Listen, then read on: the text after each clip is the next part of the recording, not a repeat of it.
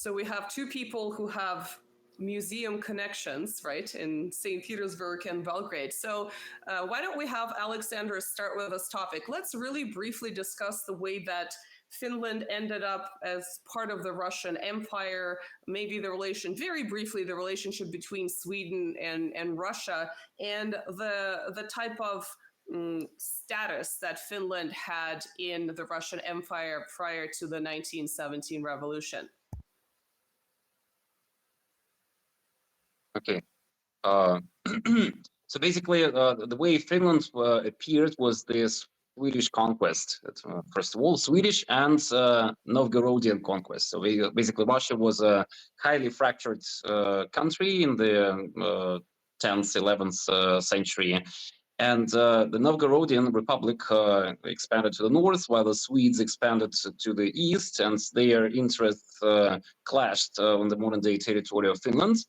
It was split in two parts between Novgorod and Sweden back in the 14th century. Then a lot of different wars happened, and eventually Sweden gained control of the entire Finland, modern-day territory of Finland, and even the territory where St. Petersburg lies now. But Peter the Great reconquered this area, and he also conquered the Swedish town of Viborg, which is one of the central points in discussing like the history of the Winter War. So the Viborg province became part of the Russian Empire in 1721, and it remained part of the Russian Empire all the way up to 1811. The reason why it changed hands is that in 1809, Russia fought a war between against Sweden. The reason for this war was the Tilsit peace agreement between the Emperor Alexander and Napoleon, Napoleon basically pledged not to interfere in any wars or like any kind of business Russia would have with Sweden, which basically allowed Russia to conquer the modern-day territory of Finland from Sweden, and it immediately became the Grand Duchy of Finland. The Emperor Alexander decided it would be a nice thing to do to present the Viborg province to Finland as well as a kind of a gift, and also a lot of Finns lived in these territories, so he saw that by putting Finns next to the Finns would be a good thing, and it would be a kind of a gesture of appeasement for the Finns, who were probably not that happy about joining the Russian Empire, some of them.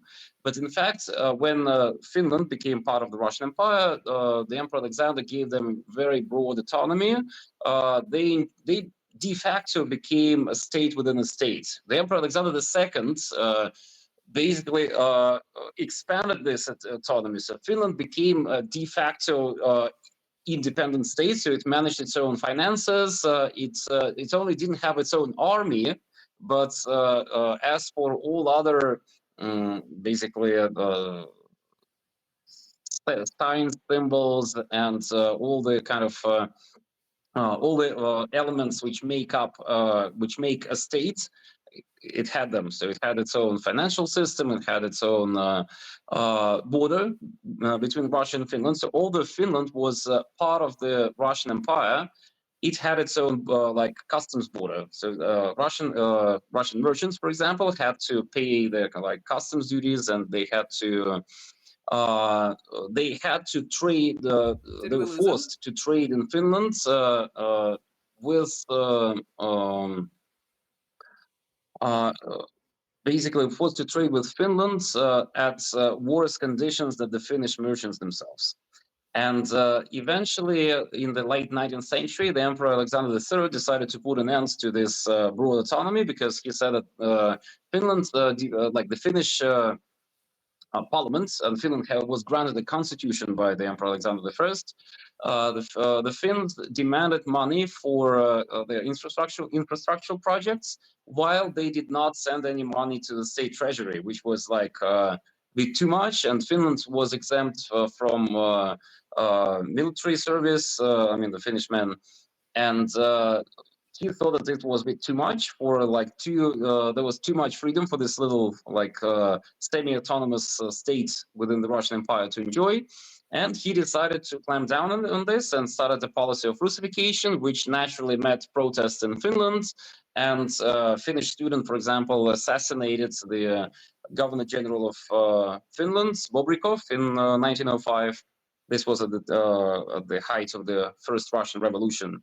And eventually, Finland was slowly growing its own independence. So it had all the institutions that would be essential for an independent country.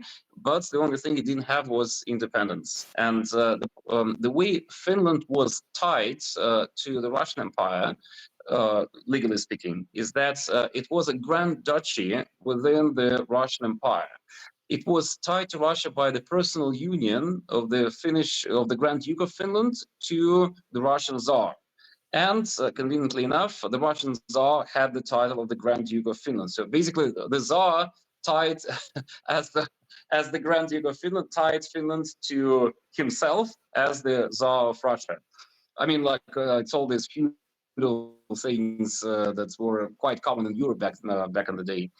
And in 1917, the Tsar abdicated, and legally speaking, Finland lost any rationale to become part of Russia, but the Finns did not want to hasten things. They decided to basically sit and wait because there was a lot of upheaval in Russia. There was the First World War going on, and formally they remained part of Russia. But then the Bolsheviks came, and Lenin decided to grant the Finns their independence because after the October Revolution, there was totally no reason for Finland to kind of remain part of Russia.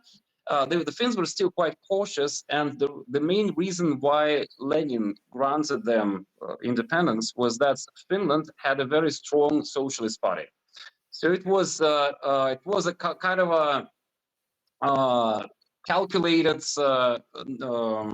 combination that Lenin wanted to make. So basically, he wanted to appease the nationalist element within the Finnish Socialist Democratic Party, to assure them of the of the sincerity of the Bolsheviks' intentions to have no countries, no borders, because some of the people in the Finnish Socialist Party were cautious about the Russians' intentions. They thought that probably the Bolsheviks are imperialists at heart, and they might continue suppressing the Finnish nation. And Lenin said no. He decided to make it like that. We grant you independence. So basically, you're an independent country. We have no imperialist aspirations as Russians, as you can see, because we granted you this independence. And after that, the Finns, he hopes that there would be a revolution in Finland because of this very strong socialist party. And after this revolution, there would be the worldwide revolution, and all countries would merge together in one huge communist state. At least that was the plan. And it kind of worked. It partly worked because the Finns the Red Finns started their revolution in January 1918. And almost immediately after this revolution, a commission was gathered, a commission of the Finnish Red representatives and the Bolshevik representatives, which discussed the future border between the Bolshevik state, the Bolshevik Russia, and Finland. And even back then, even in 1917, in December 1917, when Lenin granted them independence, he realized that this situation with the border, I mean, the area where the border passed was extremely close to Petrograd. I mean, the capital of the Russian Empire, which is St. Petersburg now. And he thought that this whole situation was untenable. He wanted to move the border. Well, naturally, in the future, these old borders would vanish, but for the time being, he realized that it was too precariously close. The border between Russia and Finland was only 29 or 30 kilometers from the Smolny. The Smolny Palace was the seat of the Bolshevik government in Petrograd, St. Petersburg at the time, in March 1918, the Bolsheviks moved to Moscow. But back then, I mean, like the war theoretically could have started with an artillery shell from some long-range gun, like flying from the Finnish territory and hitting the center of the Soviet government. Well, the commission kind of dragged feet. I don't know why. They did not come to any conclusion. And then there was the Civil War. It started in January 1918 and ended with the victory of the Finnish Whites. Well, the Finnish Reds fled to the Soviet Union, well, those who could. And of course, there could be no negotiations on the border, and there was a lot of hostility between, well, naturally, a lot of hostility between Russia and Finland after 1918. In 1919, the Finns attempted a number of expeditions into Russia, which they claimed were not sponsored by the Finnish government. But actually, they managed to occupy pretty big areas of the country. They were not formally annexed to Finland, but it was established that the Finnish government, for example, sponsored the local illegitimate governments and de facto supported them. And it's hard to imagine that the Finnish, all these Finnish officers could procure such enormous amounts of ammunition and weapons to be just pure volunteers. And this lasted until 1921, until the peace treaty of Tartu was signed, and between the Soviet Union and Finland, the Reds managed to suppress these governments and establish Soviet power in on these territories of Eastern Karelia. But there was a curious note written by Mannerheim back in 1918 when he made an address to the people when the Civil War ended. He said that he would not put his sword back in the scabbards until the last Bolshevik bandits would be expelled from the territory of Eastern Karelia. Here I have to remind you that the Eastern Karelia never belonged to either Finland or Sweden when Finland was part of Sweden. So the reason why the Finns expanded is that when a young nation kind of awakens with its young nationalism, it immediately acquires a huge appetite. And the Finnish Whites decided that they deserved not just the territory which was the Grand Duchy of Finland, but their mission, their destiny was to unite all the kinship folk of the Finns, of the Finnish-related kinship folk, which included Karelians. While the Karelians who lived in Eastern Karelia predominantly were Russian Orthodox, they were baptized back in the days of Novgorod, like back in the 11th, 12th, 13th century.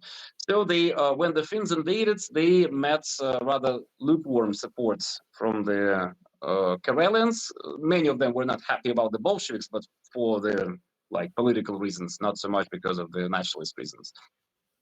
And that's how it was. Throughout the 1920s and the 1930s, the relations between the Soviet Union and Finland were, well, they were pretty much like between Western and Eastern Germany, in a way. So basically, and the border between Finland and the Soviet Union was pretty much it was very similar to what was in East and West Berlin.